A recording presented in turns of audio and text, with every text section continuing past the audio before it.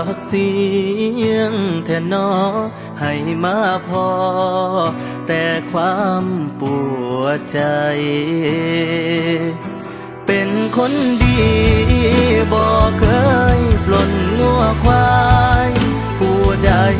น้ำอายคือโจรบังไฟผู้พายหังปอบดำพญาแวงตัวสาวคำแพงว่าอายตายบักเสียงมันตายแล้ว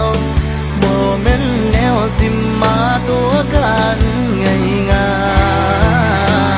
ยๆบ่อยากให้สาวไปเสือค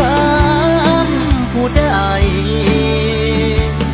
คันแม่นตายสิจูดบังไฟขึ้นเทิงฟ้าเจ้าอย่าเฝ้าไปเสียน้ำตาหายกลับมาสิพาไปจูดบังไฟ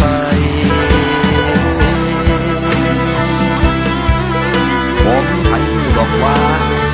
โดนบังไฟเป็นไทยมาแต่ใสพูดแต่ว่าโดนบังไฟ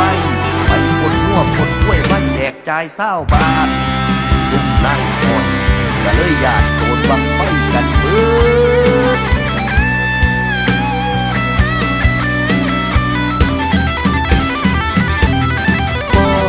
กำพญาแวงตัวสาวคำแพงว่าอายตายบักเสียงมันตายแล้วบ่แม่นแนวสิมาตัวกันง่ายๆบ่อยากให้สาวไปเชื่อคำผู้ใด